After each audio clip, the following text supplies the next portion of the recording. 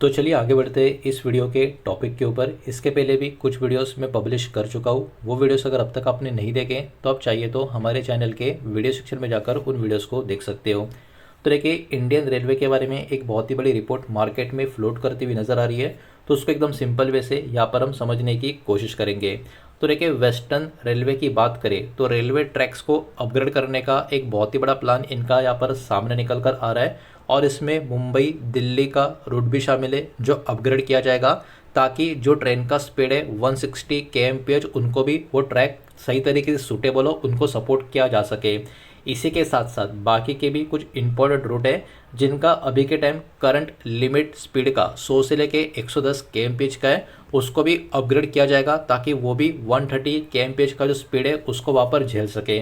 तो देखा जाए तो ये मेजर अपग्रेड ट्रैक का एक रिपोर्ट यहाँ पर निकल कर आ रहा है। अब इसके कारण क्या होगा, इसके कारण ट्रैवल का जो टाइम है वो भी कम होगा, साथ ही साथ रेलवे का कैपेसिटी भी इम्प्रूव होगा और भी ज़्यादा ट्रेन उस ट्रैक के ऊपर दौड़ पाएगी इस अपग्रेड के बाद। ये वाला पर्टिकुलर इम्पैक्ट यहाँ पर आप लोगों को सबसे पहले समझना होगा। इसी के साथ साथ इसमें रिपोर्ट में और भी कुछ ऐड किया गया स्टेशन का डेवलपमेंट। अब इसमें बांद्रा टर्मिनस की बात करें, ये एक्चुअली मुंबई में आता है, एक बहुत ही बड़ा पर्टिकुलर स्टेशन है। अब इसके ऊपर टर्मिनस का जो एक पर्टिकुलर कामकाज है इसमें बहुत सारे अपडेट आ चुके हैं। तो बांद्रा टर्मिनस को 10 नया यहाँ पर स्टेबलिंग लाइंस मिलेगा ताकि वहाँ पर बहुत सारे ट्रेन को पार्क और मैनेज किया जा सके। ये एक सबसे बड़ा डेवलपमेंट का खबर निकल कर आ रहा है। साथ ही साथ मुंबई सेंट्रल का जो प्लेटफॉर्म्स है उनको भी एक्सटेंड किया जाएगा ताकि वो 24 कोच का जो ट्रेन है उनको हैंडल किया जा सके। तो इसमें भी इंफ्रा का एक बहुत ही बड़ा डेवलपमेंट जॉइंट हमको देखने को मिल रहा है।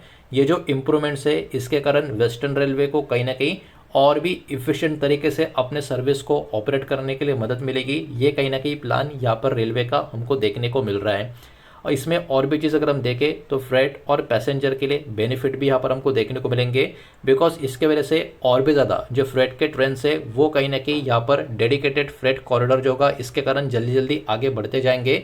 और ये कहीं ना कहीं जो पहले के रेलवे ट्रैक्स है उनके ऊपर और भी पैसेंजर ट्रेन लाने के लिए भी उपयुक्त होंगे। तो देखा जाए तो ये फ्रेट और नॉर्मल ट्रेन दोनों के लिए बहुत ही बड़ा अपडेट या डेवलपमेंट आने वाले समय के लिए हमको यहाँ पर देखने को मिल रहा है। ट्रैक का काफ़ी अच्छा खासा यूटिलाइजेशन का प्लान जो अभी के टाइम रेलवे करते हुए हमको देखने को मिल रही है, कुछ कुछ जगह पर इसको इम्प्लीमेंट भी किया गया है और आने वाले समय में और भी बड़े लेवल पे इसको जो इम्प्लीमेंट किया जा रहा है इसके कारण रेलवे के जो ऑपरेशन है लॉन्ग टर्म के लिए उसमें बहुत ही बड़ी इंप्रूवमेंट आते हुए हमको देखने को मिलेगी, जिसका फायदा बहुत सारे अलग अलग कैटेगरीज में समय समय के दौरान होता हुआ हमको देखने को मिल सकता है। तो मैं एक एक पॉइंट आपको बता रहा हूँ, हर एक खबर थोड़ी थोड़ी अलग आपको नजर आएगी, सब कुछ रेलवे से कनेक्टेड है लेकिन इम्पैक्ट सबका अलग अलग है, इस बात को भी यहाँ पर आप ध्यान में रखें। इसके बाद नेक्स्ट पॉइंट है फ्लीट को मॉडर्नाइज करना।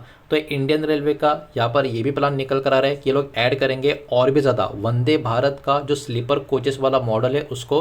तो ये भी एक बहुत बड़ा अपडेट इसमें ऐड होता हुआ हमको देखने को मिल रहा है। गवर्नमेंट का जो फोकस अभी के टाइम मॉडर्न और फास्ट रेलवे सर्विस के ऊपर जो अभी की तरफ बढ़ता हुआ जा रहा है, इसके कारण वंदे भारत स्लीपर कोचेस वाले जो ट्रेन है ये जो मॉडल है और भी आने वाले समय में एडअप होते हुए हमको यहाँ पर देखने को मिल सकते हैं या मिलने वाले हैं। अब देखिए, अभी के समय के चैलेंज की कुछ बात करें, वेस्टर्न रेलवे ने रिपोर्ट किया है अराउंड 2% का जो डिक्लाइन है पैसेंजर का ट्रैफिक में पिछले 2 महीनों में उनको देखने को मिला है। यह वेस्टर्न रेलवे के अपने खुद के नंबर से प्रीवियस फाइनेंशियल ईयर में भी 0.2% का डिक्लाइन यानी ड्रॉप उनको दिखाई दिया था।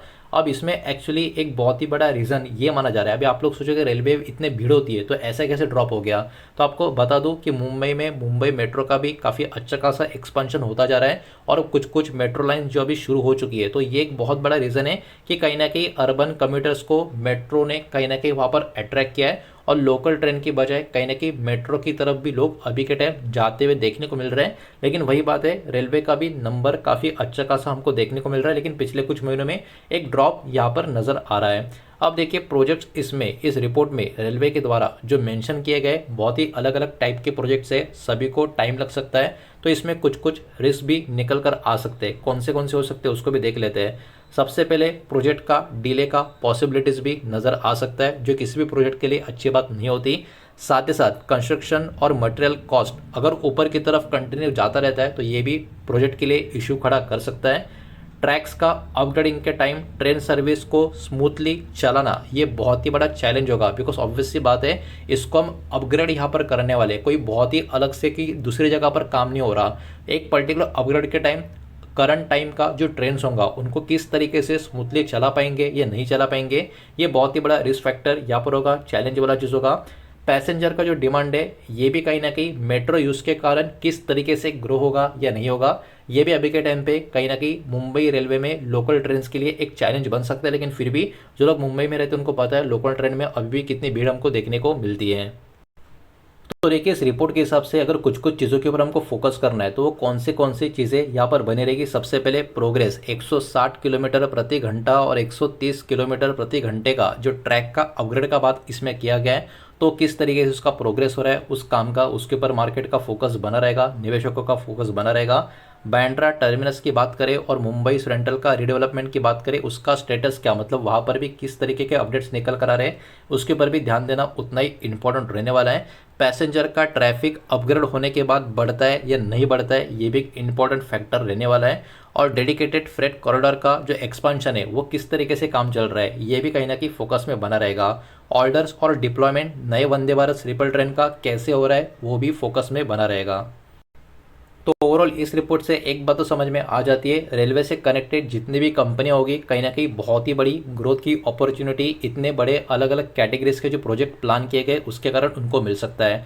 तो ये कौन सी कंपनियां हो सकती है जो इस खबर के कारण बाजार की फोकस में बने रहेगी, इंपैक्ट आ सकता है, उनके नाम एक एक करके देखेंगे।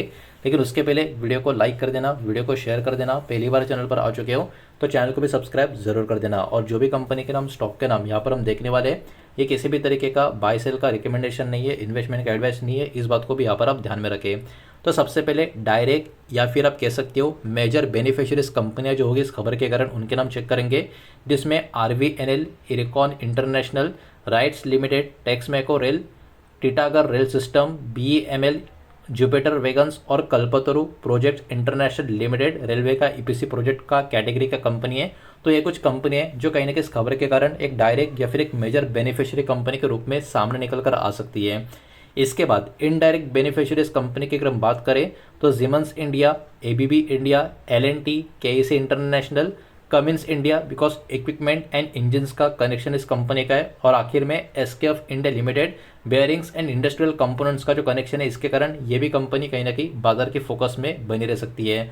तो ये जितने भी नाम डायरेक्ट इनडायरेक्ट कंपनीज के कनेक्शन में मैंने जो आपको बताया, कहीं ना कहीं इनके ऊपर मार्केट का एक बहुत बड़ा फोकस आने वाले समय के लिए इस खबर की वजह से बना रह सकता है। तो ये पर्टिकुलर रिपोर्ट आपके सामने प्रेजेंट करनी थी। जो भी डेटा, जो भी इन्फॉर्मेशन मैंने आपके सामने प्रेजेंट की है सब कुछ एजुकेशनल, इन्फॉर्मेशनल, न्यूज़ पर्पज़ के हिसाब से ही है। किसी भी तरीके का इन्वेस्टमेंट का एडवाइस या स्टॉक का रिकमेंडेशन मैं आपको दे रहा नहीं हूँ, ना ही मैंने आपको दिया है, इस बात को भी यहाँ पर आप ध्यान में रखें। उम्मीद करता हूँ वीडियो समझ आया होगा, पसंद आया होगा तो वीडियो को लाइक करें, दोस्तों से शेयर करें, पहली बार चैनल पर आ चुके हो तो सब्सक्राइब भी कर देना। और कोई भी स्टॉक में निवेश करने से पहले खुद की स्टडी रिसर्च जरूर करें, फाइनेंशियल की सलाह जरूर ले। मिलते हैं नेक्स्ट वीडियो में, धन्यवाद।